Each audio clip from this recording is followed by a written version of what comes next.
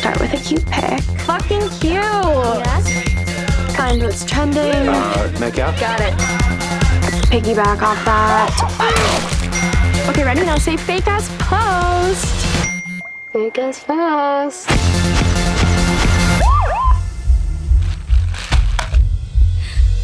Ma'am?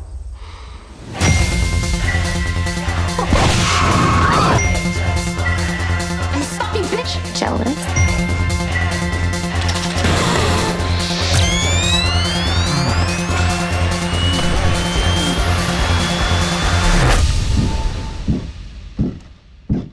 Okay. Who the fuck am I? Why are you doing this? Fuck me! I can't die a fucking virgin!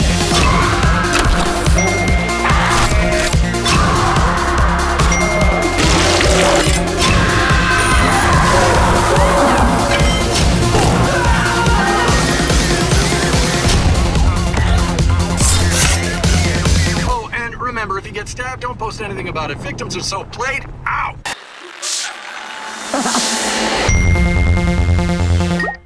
Well, I'm glad to talk to you as both a filmmaker whose work I really love, but also as someone who's clearly a fan of the horror genre themselves. Hey, thank you. You've mentioned Tom Savini's a big influence, and one of the big things I always think about with Savini is he said every time George wrote a new movie, he would send him a message or call him and say, think of ways to kill people. Looking back at your filmography, I was wondering how much of your day-to-day life is just thinking of creative ways to kill people? So there used to be a certain acreage about that, just because stuff would happen. Like the secret window into that was I would just exaggerate everyday malady. And there were two, actually 3, 4, 5 that came from accidents in nature that could have been a lot worse. One time I caught a fish, and this couldn't be more idyllic and nice. And I was fishing to fish to provide sustenance to whatnot. But in this case, it was just one of those life lessons where, like, oh my gosh, how do I demonstrate the most care? The fish swallowed the hook. And without going into too much grim detail, because it's genuinely disturbing, even if I intend to take the life of this fish, I intend to, as much as one, respectfully eat this fish. It's not a great deal for the fish, no matter how it turns out. But you don't want to insult the process you intend to regenerate yourself with by being a cruel demon on land. The hook was stuck. Well, the translation of that horror became a moment in a Saw movie where someone with a gift of gab, who shouldn't have been blabbing something that wasn't true, had a hook placed down the throat, and someone else had to pull it out real slow. But if you scream, you're dead. That's is the translation.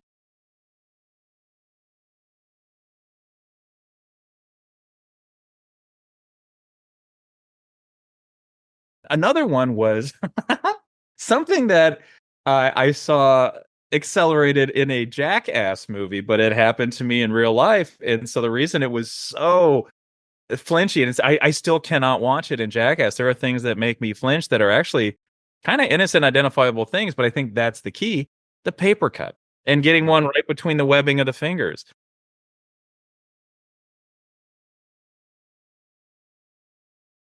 Well, that then translated to a moment in a Saw film where, if we put our hands into this bandsaw and we give blood, then we will save. If we give, we save, right?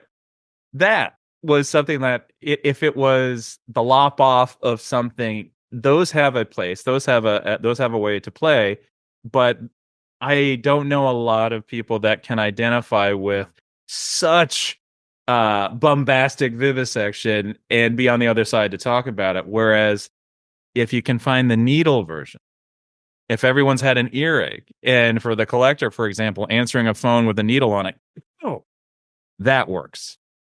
Reaching through and having a razor blade just kind of hold your hand, oh, that works. Every gender has something to shave, and we know our relationship with sharp metal is tenuous. We have to be very respectful of that. So it begins in those ways, and then if you can find the dark humor in it, if you can let it accelerate to a point where, you earn the righteous compliment of a laughter afterwards, then that's okay. Then you're not really traumatizing the viewer, because that is one thing. This movie in particular, we have violence that reaches into the window of NC-17. This is the first time I've participated in a horror movie where a particular kill sequence, a murder set piece with all the lighting, all the special effects, all the brilliant acting, everything, required an intimacy coordinator. Hadn't been on one of those. Wow. But then I knew we had that forbidden moment. We had that reason to make an audience go, wanted to contribute to that. I don't want to be somebody that is doing a retread, a Xerox or whatnot. Our bait to get people into the theater for this movie has some tropes. We want them to level their expectations. Oh, it's another scare B&B and the kids are going to go up. Well, maybe they die in a cool way. I don't know. Yeah, go ahead. Anticipate that. Or raise your expectations beyond that. Because this screenplay by Josh Sims and Jessica Sarah Flaum, I felt like I was eavesdropping on people I could recognize. I loved that there was a twist I did not see coming. And with all those murder set pieces, with all those kills, we are twisting expectations to get a shock value. So every one of those has its own twist. Sometimes literal, sometimes metaphorical. And those movies had twists. This had a twist I did not see coming. And then it had another one and another one. And so I thought, oh boy, now that's terrifying. I want to be a part of this. Uh-oh. And then it had something that really opened up my chest because it had a heart. Yeah. And when you go through that and you have all the rewarding emotions, okay, I'm in. I'm terrified to jump into this. I've never been a part of a murder mystery. Wow, I get to have access to this cast. I get to have well-rounded, layered characters. Why? Because the acreage of a murder mystery requests that. We need to know enough about these characters to suspect them, to not suspect them, to root for their demise, to root for their survival. You just get a little bit more time, and I think that there's a magic in the expectation of that acreage. And what Josh and Jessica did is there's another scene in here, and the cast member is Jack Doupe-Smith, who plays Guy, and it's a high-wire scene because it's with a squirrel. And, all right, when you have a scene where a drugged-out guy is talking to a squirrel, there's your fulcrum. If you want to be a scary movie after that, you can. If you want to be a scary movie before that, you can. But that scene is a way where you're handing the baton to one genre or the other. And thank goodness Jack Doupe-Smith delivers such a grounded, identifiable performance because it allowed the other word, like the drug inducement element of it, to be a part of it, to not be something that came in like an elbow out of nowhere. All of these ideas had to hold hands, and that started with the animated commercial at the beginning of the movie for a not fictitious marijuana brand that Jack's character is smoking, the goat. There's a version of this movie where you can smoke along. Anytime you see a reference to the goat and you take a hit of Dan Rubin's product, the goat, which is exclusive to this movie, you'll be flying just like the character is when the horror movie takes over. Wham! Our most psychedelic, trippy moment is when the keys to the narrative are turned over to a horror machine that doesn't stop. Right. Then the other elements of all the characters come out. Their vulnerabilities, their weaknesses. And if I could, may I name the cast, because they are the reason you're going to stick around this movie past that opening. And that's Cardi, Wong, Justin Derickson, Jennifer Enns, Julian Haig, the aforementioned Jack, Ali Fumiko Whitney, Michaella Russell, Peter Giles, our North Star, Jade Pettyjohn, who plays a wonderful lead, and the biggest surprise of all, the person critical to carrying the heart, playing the character of Colette, JoJo Siwa. JoJo Siwa, who completes this is a social media commentary as well.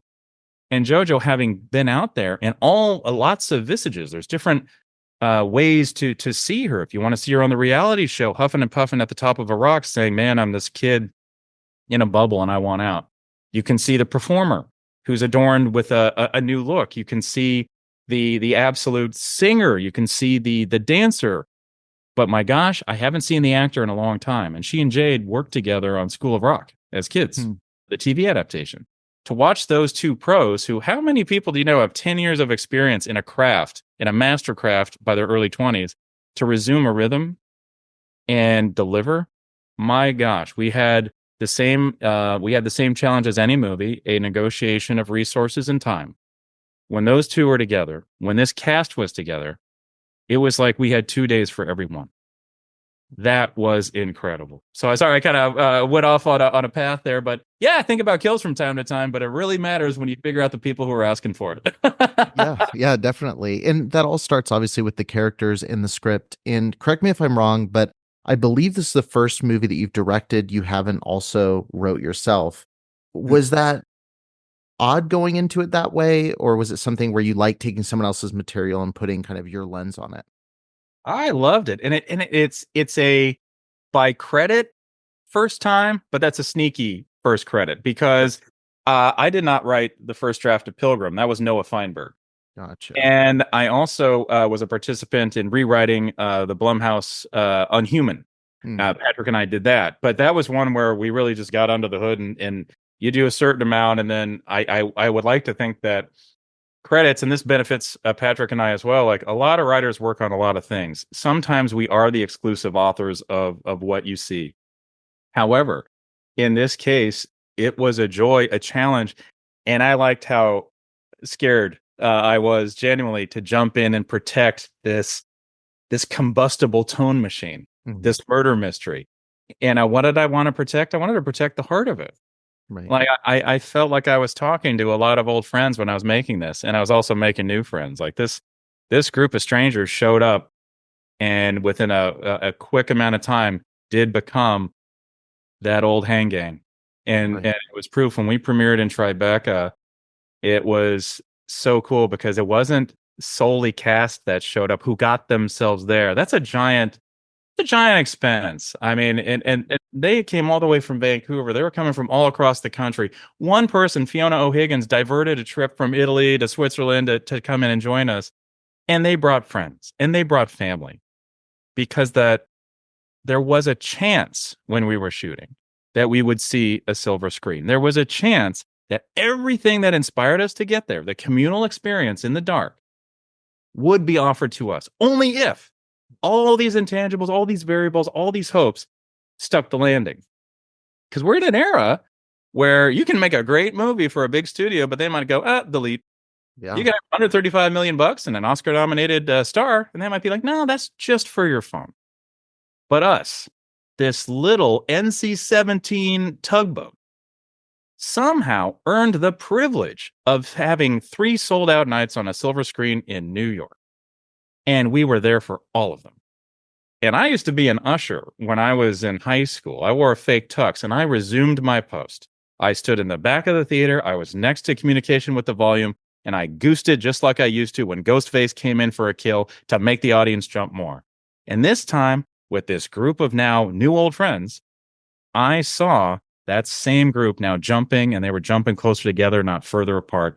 And that's our goal. It's like the communal experience. Like you're going to walk in and we'll give you an excuse, a reason, a window to let all the tensions and anxieties of your life out. Throw it at that screen. We'll embrace it. We'll run with it. Oh, and I do have a big request, if I may. If we are so fortunate to entertain you with this movie, please stay through the credits because we've got more twists than a stick of licorice. We do not stop twisting and turning until well into the credits. So please keep watching. This isn't shoe leather. It's not like a beep bonk. It's significant material. So please stay through the credits. If you're watching at home on another device, whatnot, and that window dares shrink to the bottom, now click it. By the way, always click it. See the credits. See the people who worked so hard and gave a year and a half of their lives to entertain you for 91 minutes. That extra minute means a lot. Click the window. Yeah. No, somebody just posted the other day, and they were talking about a certain film that just came out, and they said, "Oh, I'm so disappointed. I stayed through the credits, and there's nothing after." I was like, "Stay for the credits themselves." Just stay for the credits. I know we've got 2 minutes here. I've got to ask you this question as someone who has dealt with the subject of karma in this movie and pretty much your entire filmography. What horror movie character in movie history do you think has had the best, most satisfying comeuppance? The best, most satisfying comeuppance. Do you know, a name instantly popped to mind, but I think that's always a challenge with any movie. So the one that first came up to mind was Quint. And that would be Quint from Jaws. Quint, the one who, but then at the same time, I also felt horror for Quint. I also didn't want Quint to lose. And so I don't know if I was satisfied as much as I was also horrified. Now, satisfied wow, satisfaction from the Beast is you want something.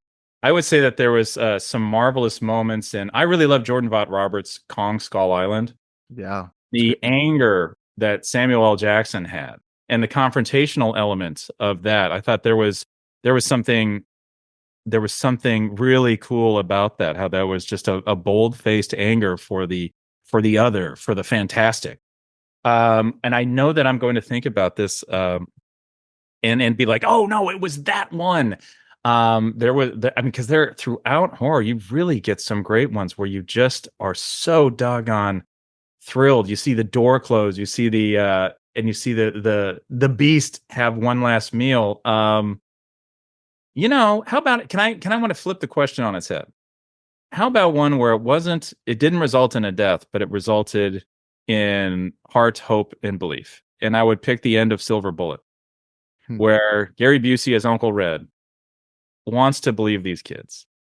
There's a little boy in a wheelchair who sees just a few bits of light taken away, who has a fractured relationship with a sister that loves him, but they're getting a few steps wrong, as kids do.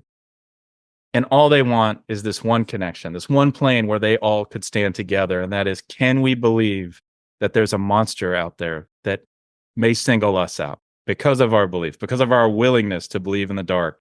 We threaten its existence. Would you believe us, Uncle Red? And Uncle Red does. Uncle Red kind of goes for the ride, and then he gets pissed. And he's pissed at himself for falling for the belief. And he just wants it all to end. And wham! In comes the Beast. And after that, and I remember in that attack scene, I didn't want anything to happen to these characters because I love them. They were extensions of what we all do. We all want to believe that our fantasy is somewhat a reality, or at least that it can teach us. That's what I really do think is special. That was something where the heart grew. And so when I come to back, circling back to kind of our movie, it's really that idea of, can we get to a point where we're jumping closer together again, not further apart? It's a little tense out there. The theater is a communal place. Let's get scared together and walk out a bit more confident in the light. Leave that hate in the dark. Love that. Well, thank you so much for an uplifting answer and thank you. A there pretty you go. horrifying premise. But thank you so much, Marcus. I really appreciate it. I hope it's not the last time that we get to chat. And good luck on the film. Thank you so very much. I appreciate it. You have a great day. Right, thank you.